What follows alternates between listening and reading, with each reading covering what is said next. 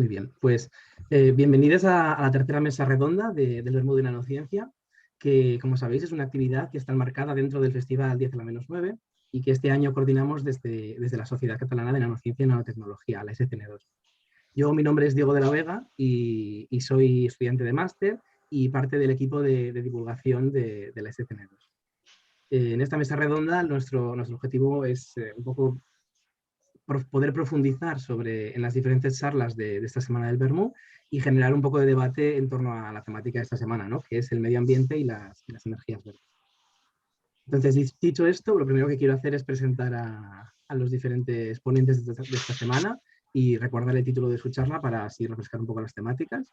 Después pasaremos a hacer una pequeña pregunta a cada uno de ellos para calentar los motores y después continuaremos con el debate. Entonces, tenemos en primer lugar a Carlos Martínez Barón, del Instituto de Carboquímica del CSIC, que nos explicó su particular receta para obtener hidrógeno a partir de agua, luz y una pizca de electricidad. Muy buenas. Tenemos también a Eduardo Andrés García, del ICMOL, y que nos explicó cómo podemos salvar el mundo a través de la absorción de gases, concretamente el CO2. Así que muchas gracias por estar aquí también. Y por último tenemos a Gabriel Alemán Molina del Instituto del IUMA, que nos habló sobre el ciclo de hidrógeno verde desde su producción hasta su almacenamiento y consumo. Muchas gracias también por estar. Quería empezar precisamente por la primera charla que tuvimos esta semana, por Carlos, y quería preguntarte que, me gustó mucho, creo que fue muy interesante cómo contaste, cómo hiciste esta metáfora, ¿no? entre una receta y la fabricación de hidrógeno, que quedó muy, muy ilustrativo, la verdad. Y me gustaría, pues, precisamente que nos... Nada, me gustaría precisamente que nos hablaras un poco sobre qué es este hidrógeno verde, ¿no? Y por qué crees que es una buena solución ecológica para el problema que tenemos. O sea, realmente, y además justo ahora con todo el tema este de la crisis de los combustibles fósiles y tal, con lo de Ucrania y demás, que se están elevando muchísimo los precios y tal, en este contexto creo que además de las crisis climáticas y energéticas a las que nos estamos enfrentando y la situación esta geopolítica un tanto peculiar, creo que es uno de los momentos clave para poder apostar por esta tecnología del hidrógeno verde, porque es que ya, como dije en el vídeo, es tan simple como que se puede obtener a partir de agua, obviamente con los materiales correspondientes que ya comenté y demás, pero es un momento excelente y claro, este hidrógeno verde, ¿qué es lo bueno que tiene? Al fin y al cabo, la inmensa mayoría del hidrógeno que se está produciendo actualmente viene de los combustibles fósiles, prácticamente el 90 y tantos por ciento, 95 o así. Entonces, claro, si al final ese hidrógeno que nosotros necesitamos y que realmente es muy prometedor por todas las propiedades que tiene, lo estamos obteniendo a partir del carbono del petróleo, pues es que no estamos haciendo nada.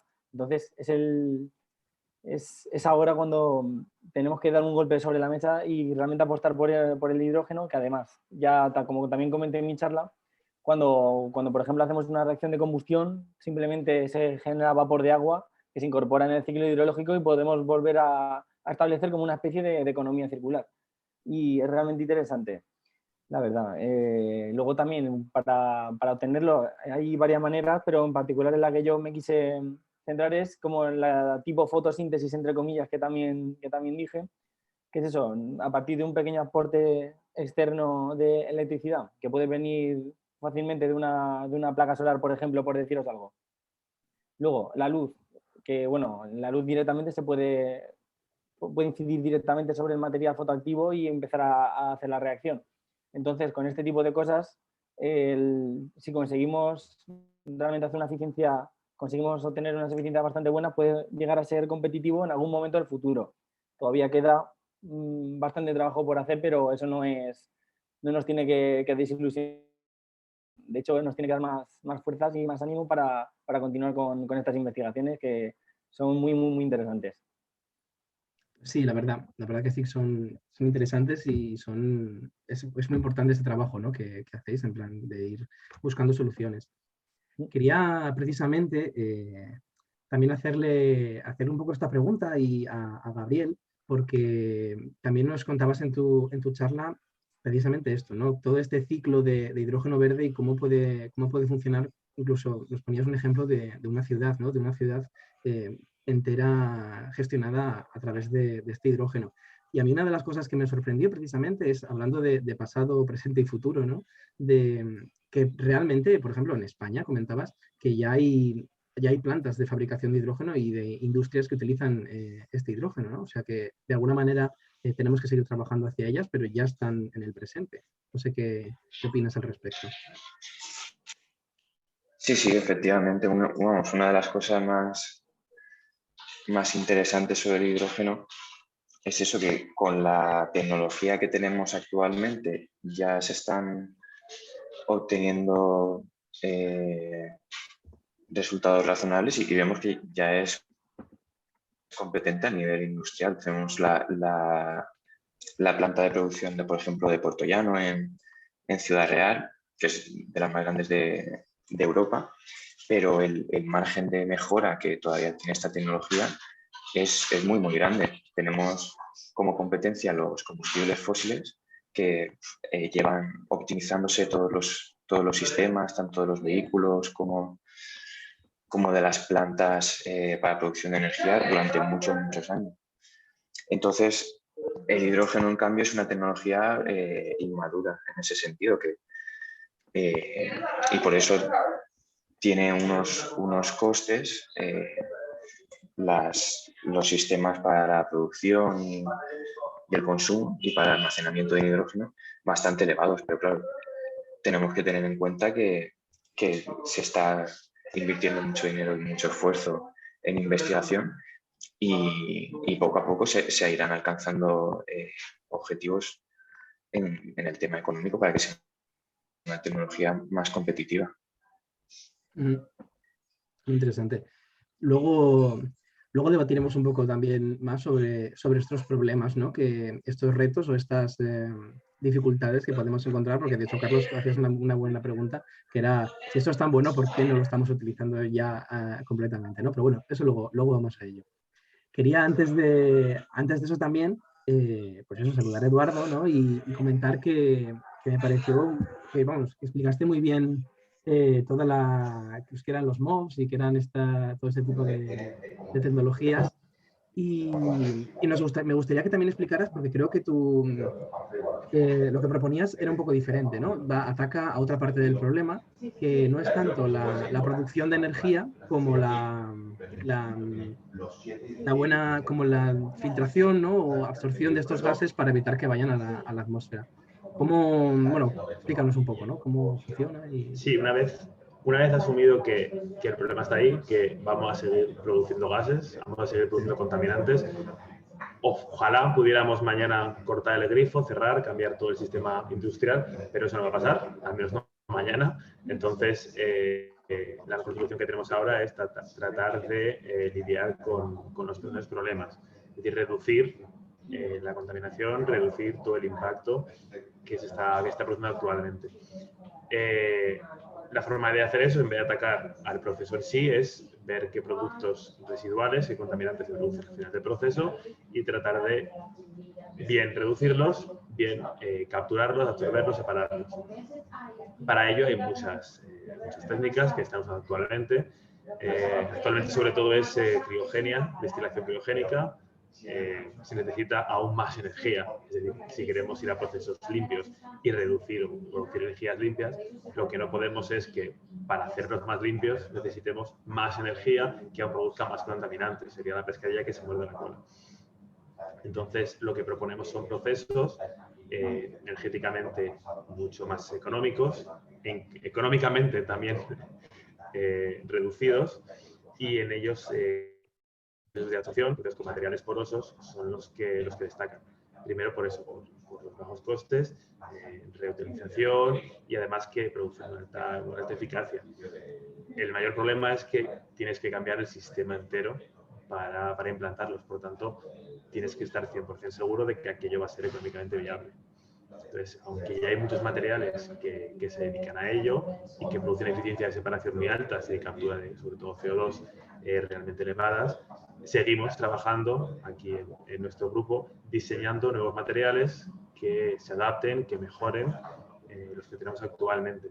Entonces, trabajamos tanto en la parte de diseño y síntesis de estos materiales como en estudiarlos para su aplicación. En mi caso es eso, separación y captura de gases, pero trabajamos en conjunto. O sea, la parte más química del grupo se dedica a la parte del diseño y la parte más ingenieril nos dedicamos a eso, a ver si realmente lo que están produciendo tiene una aplicación real industrial, algo posible, y luego vamos, por supuesto, en contacto, corrigiendo, modificando estos materiales para adaptarlos y conseguir la mejor alternativa. Pues muy interesante esto que nos cuentas. Y creo que precisamente porque el problema ecológico es un problema tan global, ¿no? Y que afecta a tantas partes del proceso de producción, de consumo de energía y bueno, a todas las etapas, vamos. No sé, lanzo esta pregunta un poco al aire, ¿no? que me surge. ¿Creéis que es mejor centrarse en una solución o en una estrategia de mejora o pensáis que es posible trabajar en varias direcciones para conseguir solucionar el problema? ¿Cómo lo veis desde vuestras propias experiencias? Yo creo que siempre hay que trabajar en diferentes alternativas. Un proceso es muy complicado, es muy largo, hay muchísimos factores, muchísimas técnicas y mucha gente implicada y al final cada vez somos personas más específicas, por así decirlo, y conocemos o nos preocupamos solo por un trocito del proceso.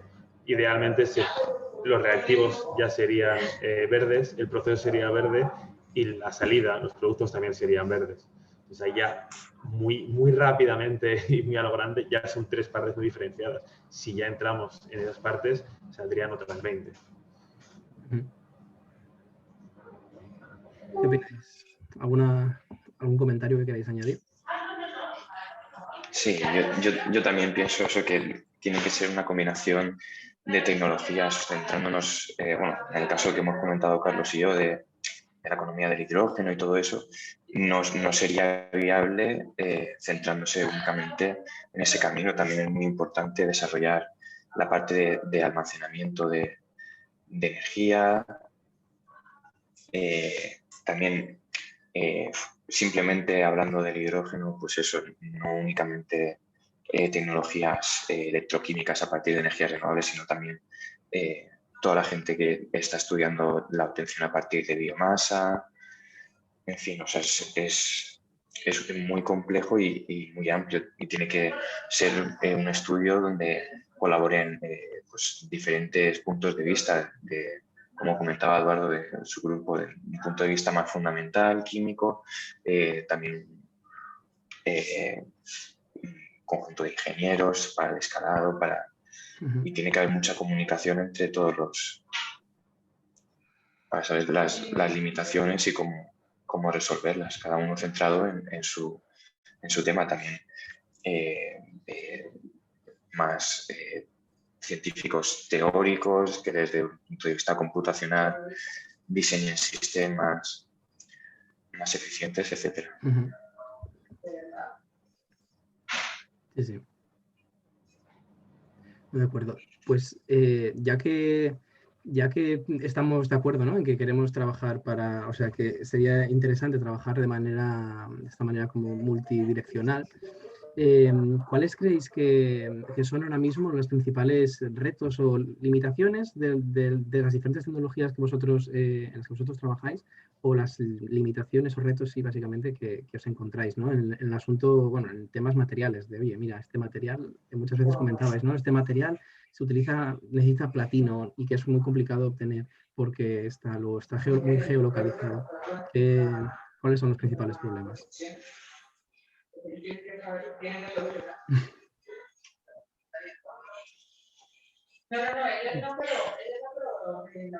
¿Empiezo yo mismamente? Sí, por ejemplo. Sí. Como queráis. El que se lance. Pues venga. Entonces, claro, como en mi caso lo que queremos hacer nosotros es aprovechar directamente la energía solar que nos llega y conseguir excitar de alguna manera nuestro material para que sea capaz de llevar a cabo la reacción. Entonces, ¿qué es lo que pasa?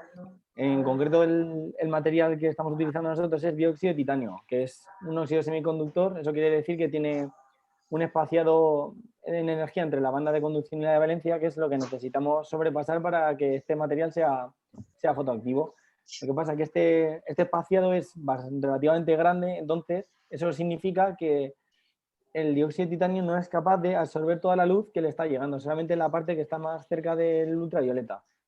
Entonces, aquí tenemos que intentar desarrollar otro tipo de electrodos, bien combinándolos con por ejemplo, materiales que sean capaces de aumentar este rango de absorción en el visible. Y, por ejemplo, pues para empezar se podrían ir empezando a mirar estas cosas. Lo que pasa es que los problemas que tienen esta clase de compuestos que te aumentan la absorción de la luz, el problema es que suelen ser inestables en las condiciones de medida. Entonces hay que volver a solucionar el problema de que se nos degradan tenemos que volver a proponer otra cosa distinta, porque no vale con utilizarlo directamente porque te dura 5 minutos. O sea que 5 minutos no vale para nada, hay que extenderlo eso durante muchos meses.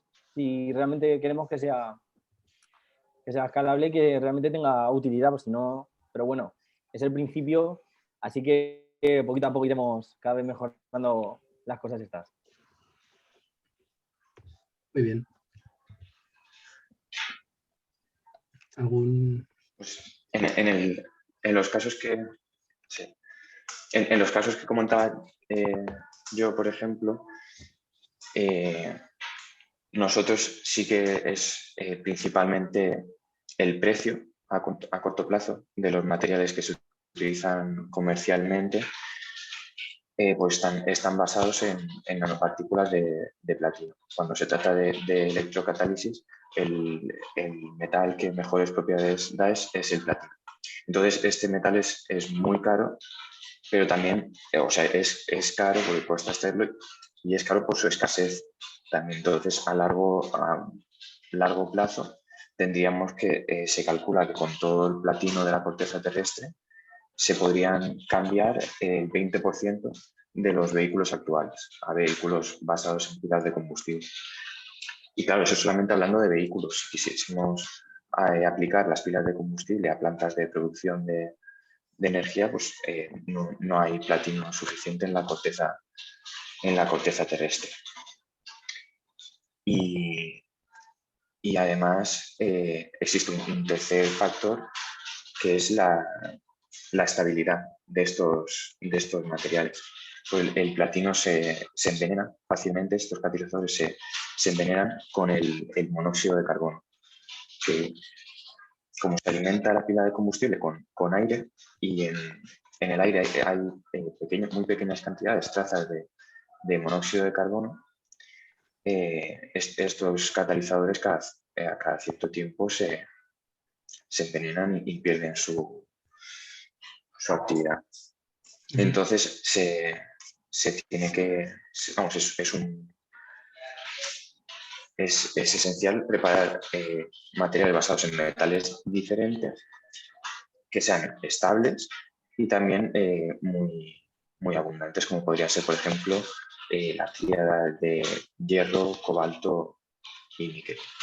Son como los principales candidatos que se valoran, hablando ya solamente de electrocatálisis. Por ejemplo, como comentaba Carlos, si estás hablando ya de fotocatálisis para su producción, pues ya son diferentes los materiales que dan buenas prestaciones.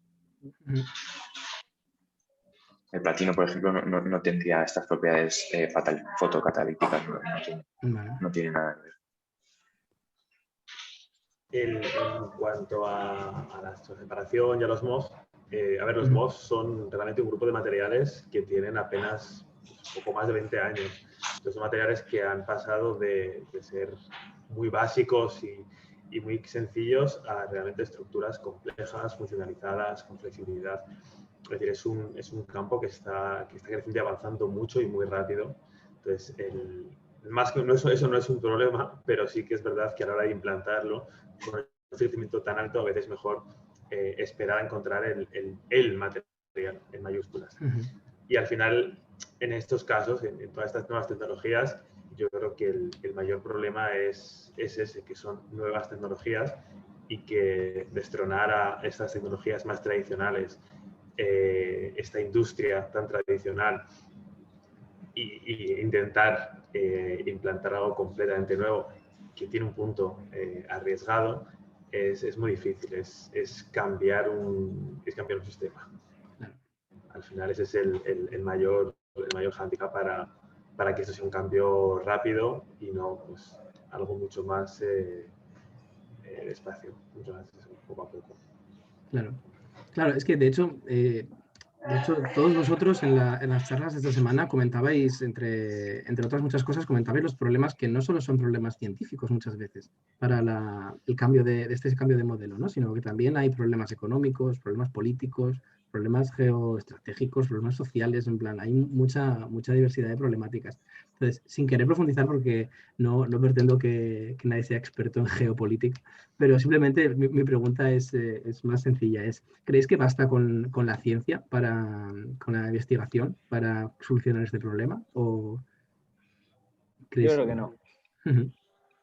Es decir, ¿Por qué? necesitamos colaborar con todo el mundo, literalmente con todo el mundo. Porque nosotros podemos hacer la mejor ciencia del mundo, pero no basta solo con eso. Necesitamos, pues eso, el apoyo por ejemplo, de los gobiernos para que den más subvenciones a la ciencia, para mejorar también las condiciones del personal, que yo creo que es una de las cosas más importantes que deberíamos de afrontar en el futuro próximo, al menos en nuestro país. Y claro, también debe haber una transferencia de conocimientos a lo largo de toda la cadena, desde que empiezas en el laboratorio hasta que llegas a una industria y lo pones a funcionar de verdad, entre comillas. Entonces, claro, necesitamos todo este tipo de cosas. Tenemos que ir todos a una, si no, hacer la guerra por nuestra cuenta no nos va a llevar a ningún sitio, o al menos no tan lejos como nos gustaría llegar de verdad. Y yo creo que la ciencia se ve como algo muy alejado, algo que se hace en un laboratorio, gente con bata, y se queda ahí. Es decir, actualmente, y es una pena, la sociedad está muy alejada de la ciencia, y actividades como esta, como el Pint of Science, esta semana que hablamos antes, es una forma de que la gente entienda que lo que se hace en el laboratorio tiene una aplicación real, tiene una aplicación social que pasa desapercibida, aunque todo el mundo hace química en casa y lo hace sin darte cuenta porque es algo mecánico. Y aprender a ver esa ciencia más cercana también ayuda a valorar y a entender el por qué es importante esa financiación. Y por eso es importante que sea un movimiento social el que lo entienda, porque al final eso es lo que se aplica al final en la política.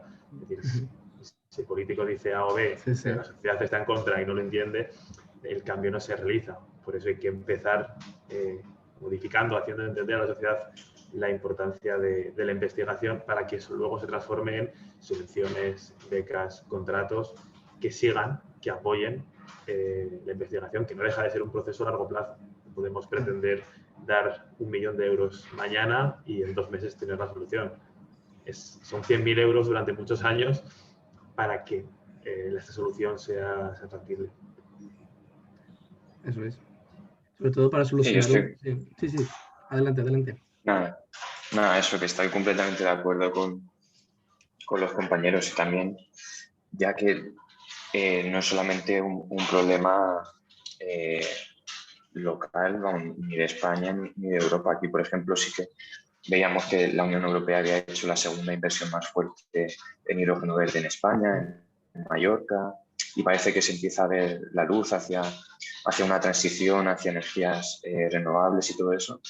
Pero claro, también la cantidad de CO2 presente en la atmósfera es algo que contribuye en todos los países del mundo. Entonces, si no se llegan a acuerdos a escala global, en los que los países más contaminantes, como Estados Unidos, China, etcétera, tengan un compromiso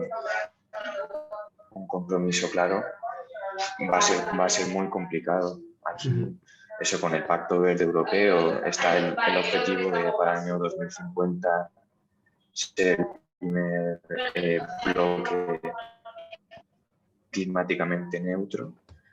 pero si la tecnología a países menos desarrollados es muy difícil que se puedan lograr los objetivos. Sí, sí, totalmente. Yo creo que, que estamos de acuerdo en eso, que es muy necesario. Y es muy necesario que lo que decía Eduardo también, ¿no? Que haya movimiento social, yo creo, que sea el que sea consciente, que sea crítico y que impulse los cambios, ¿no? Porque si no, muchas veces es complicado luchar contra estos grandes, ¿no?, poderes o grandes mecanismos. Quería preguntaros también, ya que estamos en el Bermúdez de la Nanociencia, ¿no? ¿Qué importancia creéis que tiene precisamente la nanotecnología o las soluciones nano, ¿no?, o las cosas nano bueno, en vuestras investigaciones y en vuestra experiencia, vamos? Quien quiera. Posiblemente yo sea el menos nano, Ajá. porque al ser ingeniero vemos todo a lo grande. Lo Aquí macro. ya no es miligramos ni nanogramos, aquí trabajamos ojalá en kilos, pero para el laboratorio no llegamos a tanto. Pero sí que es verdad que entender algo a ese nivel tan pequeño ayuda a que cuando quieres transportarlo a otro tamaño sea mucho más fácil, porque ya estás entendiendo los fundamentos más básicos. En mi caso, trabajar en esas longitudes sí que permite eso, separar cosas tan pequeñas como son moléculas de gases muy parecidos entre ellos, pero a la vez con diferencias nano que permiten separar eficientemente estos gases. Ujú. Sí, es decir, yo creo que ya la nanociencia y la nanotecnología ha dejado de ser una cosa de ciencia ficción y que ya realmente a día de hoy se están viendo muchos productos, incluso de cotidianos, que ya llevan estos principios de la nanotecnología y demás. Entonces, yo creo que en mi caso en particular, trabajar en esta escala es realmente útil porque nos permite mejorar la eficiencia de por sí ya baja de estos sistemas, lo cual es pues, un buen punto de partida porque ya estás comenzando desde algo que ya es mucho mejor que el material en grande, por así decirlo. Y luego además, claro, el hecho de estar trabajando a esta escala tan pequeñita pues nos permite descubrir nuevas propiedades, comportamientos distintos que eso luego, una vez que los estudiemos, los podemos utilizar a voluntad para conducir las investigaciones y sobre todo las aplicaciones finales hacia donde nosotros queramos. Por ejemplo, también trabajamos con nanotubos de carbono, que son unos conductores de la electricidad increíbles, muchísimo mejores incluso de los que se utilizan a día de hoy en las aplicaciones estas de fotocatálisis, y son unas alternativas que están empezando a surgir, al menos que las estamos empezando a desarrollar ya en este tipo de sistemas y que son muy prometedores y tenemos que seguir en este camino que yo creo que es el bueno.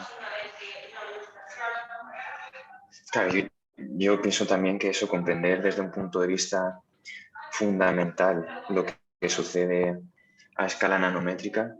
Nosotros en mi grupo de investigación llevamos tiempo intentando preparar catalizadores ya no nano, sino la siguiente escala, que sería de 10 a la menos 10, o sea, preparar catalizadores basados en átomos aislados, para lo que comentábamos antes de la eficiencia en el uso de metales, de aprovechar al máximo los recursos. Claro. Pues en vez de, vemos un montón de diferencias y en vez de el metal de tamaño de nanopartícula es en esa escala de 10 a la menos 9, si lo preparamos en una fase más dispersa todavía, pues mejora la actividad, pues está aprovechando más todos los átomos metálicos. Y vamos, es muy, muy interesante como estudiar cómo cambiando el entorno químico de los átomos se pueden llegar a modificar tanto las propiedades luego para hacer reacciones. O sea, a mí me parece súper interesante. Sí, sí. Yo creo que también que es muy interesante y que hay mucho campo aún por descubrir y mucho camino que recorrer y que creo que es muy importante. creo que Eduardo, por ejemplo, también ha apuntado a una de las cosas importantes, ¿no? Que era el hecho de pasar de lo nano, de lo pequeño, a la industria, ¿no? A lo grande, que creo que es uno de los pasos importantes. Y en cuanto a eso, creo que es fundamental, bueno, vosotros me lo confirmaréis, eso, lo que decías también, Gabriel, de la eficiencia, ¿no? De mantener que conseguir, también Carlos, de una buena eficiencia en cuanto a las soluciones que se plantean. ¿Cómo creéis que está el asunto de la eficiencia y la industria? ¿Cómo veis este paso hacia, lo veis cercano, lejano?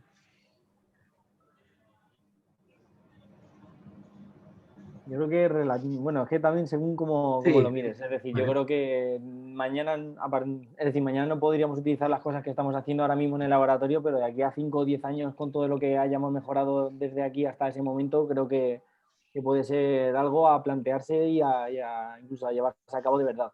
O sea que no hay que perder la esperanza en ese sentido y, como has dicho antes, esto no ha hecho más que empezar, así que hay que seguir esforzándose y buscando soluciones, que es lo que necesitamos de verdad.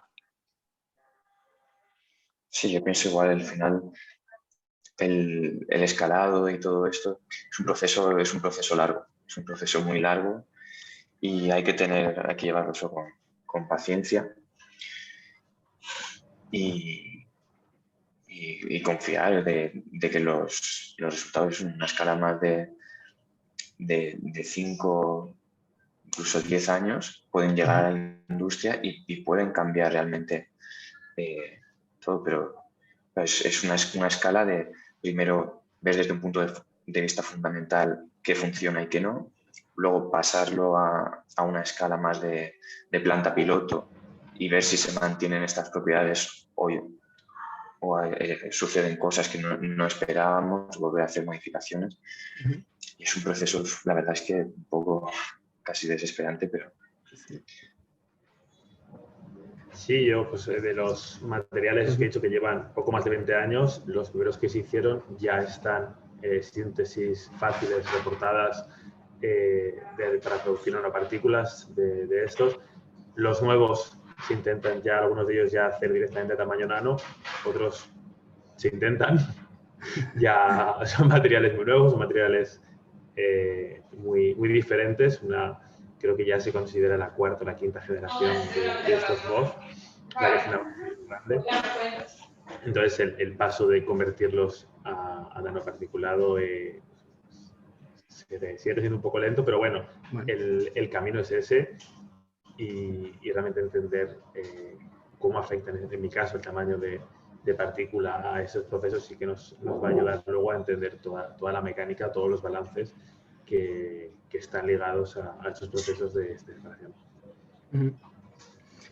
Y ya que, bueno, ya llevamos un ratillo hablando, y con todo esto que hemos comentado y sabiendo que precisamente este paso de, bueno, toda esta investigación se va haciendo y es un proceso largo, que este escalado industrial es complicado, que hay problemas que resolver, y siendo conscientes de los beneficios, los problemas y demás, ¿cómo de optimistas o pesimistas sois respecto a estos problemas ambientales? ¿Llegaremos a tiempo? ¿Llegaremos a tiempo en estas previsiones de reducción de emisiones antes de X año, ¿no? Antes de 2050, antes de 2030?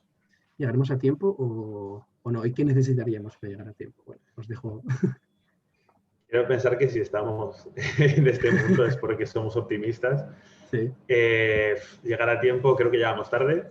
Creo que hay daños que ya están hechos y que ya son irremediables, aunque cortáramos eso mañana y cambiáramos mañana el sistema, y no va a pasar, ni en los próximos años.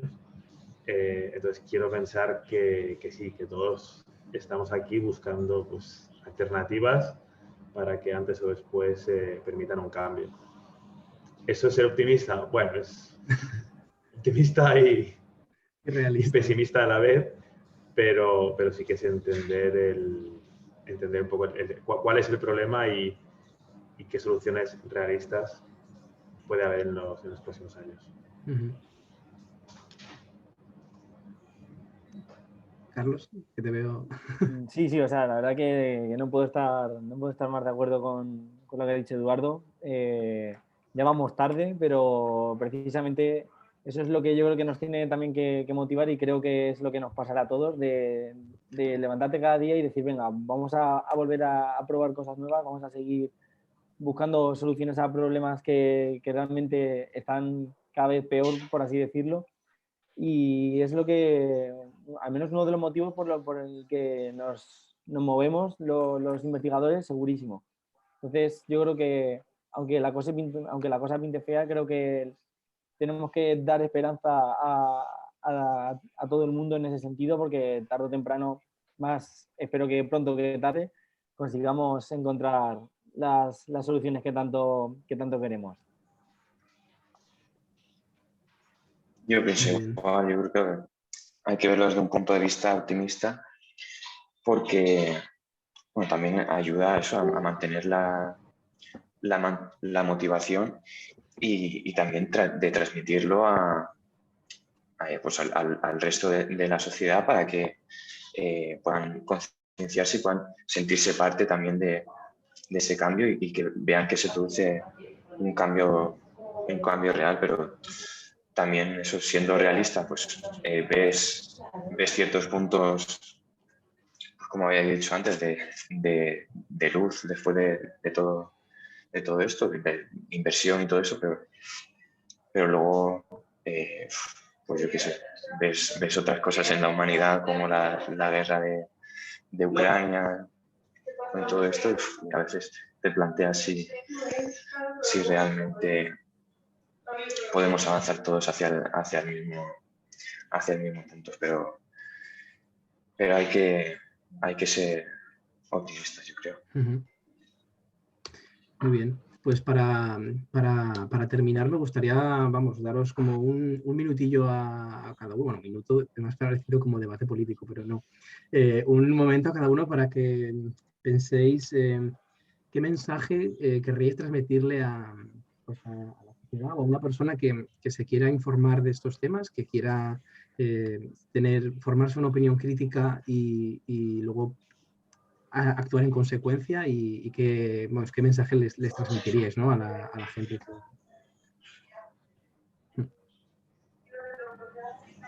Podéis pensarlo. Yo creo que afortunadamente ahora vivimos en un mundo lleno de información. Eso puede ser bueno y malo. Hay buena información e información de dudosa procedencia, pero sí que es verdad que leer nunca está de más. Cuanto más lees, más posibilidades hay de que lo que leas tenga sentido y de que no te estén intentando colar algo que no es. Y a nivel científico la comunidad ha avanzado mucho. Seguir estas actividades, en todas las universidades, en todas las ciudades, en todos los países se organizan un montón de actividades de divulgación, más o menos serias, más o menos científicas, pero hay todos los meses. Aquí en la Universidad de Valencia tenemos en 2 semanas Expociencia, abierto a familias, niños que vengan a eso, a jugar y ver la ciencia desde cerca. Twitter está lleno de comentarios, de publicaciones, de discusiones científicas. Es decir, quien no quiere informarse es porque no quiere, porque realmente está al alcance de tu mano, del móvil que todos llevamos siempre encima, y animar a toda la gente a tener eso, un pensamiento crítico, que lo primero que te digan no sea lo primero que te creas, sino que debemos ser capaces de leer diferentes opiniones, entender el problema y formarnos una opinión construida y una opinión que tenga sentido. Y hablando con nosotros en estas científicos en esas actividades o discutiendo en casa, igual que se discute de cualquier discuss, no discutir de broncas, igual que se discute de cualquier cosa, que la ciencia también sea uno de esos temas de los que se puede hablar en familia y en cualquier situación. Al final, introducir la sociedad y la ciencia y que sea pues eso, algo muchísimo más cercano. Sin duda, sin duda. Lo has dicho, de que yo creo que uno de los principales problemas que tiene la sociedad, bueno, hay muchos de ellos, pero en particular yo creo que la falta esta de crítica con las cosas que te cuentan es muy, muy, muy... Yo creo que es un problema que está muy arraigado y que deberíamos de intentar solucionar desde pequeñitos, porque si no, no vamos a poder avanzar. Luego también, yo creo que también lo habéis dicho a lo largo de la charlita esta, que la gente yo creo que ve a la ciencia como algo muy aburrido cuando realmente no lo ve. Es decir, que aquí también creo que la comunidad científica tenemos parte de culpa de eso porque no somos capaces de transmitir las cosas que hacemos a la gente de tal manera que sean capaces de entenderlo y de que sientan que tarde o temprano también la ciencia les va a ayudar en algún momento de su vida. Entonces creo que hay que ser más cercano con estas cosas, intentar ya meterle la ciencia a la gente, entre comillas, desde pronto, y para informarse, pues lo que ha dicho, el Internet está lleno de información buena y mala, y claro, ahí ya hay que saber dónde dirigirse, y por supuestísimo los científicos creo que al menos en estas cosas tenemos muchísimo que decir, y vamos, invitadísimos a que pregunten cualquier cosa, aunque ellos piensen que sea una tontería, no lo va a ser en absoluto. Así que... Muy bien. Gabriel, ¿algún comentario? Nada, pues sí, animar a toda la gente que pues todos sentimos curiosidad por qué es lo nuevo que se está haciendo en ciencia. Vamos, a mí, por ejemplo, me pasa también pues con otros compañeros que pues he estudiado biología y estoy trabajando en esto, pues sientes curiosidad porque son cosas interesantes y animar a que obviamente a cada uno tiene su vocación, que a nosotros nos ha surgido la ciencia, a otros le gusta la música, a otros le gustan otras cosas, pero es importante tener pues ese interés o casi ese respeto, pues son cosas que a largo plazo te van a afectar en la vida diaria. Vas a encontrar una mejora del bienestar como sociedad. Sí, sí.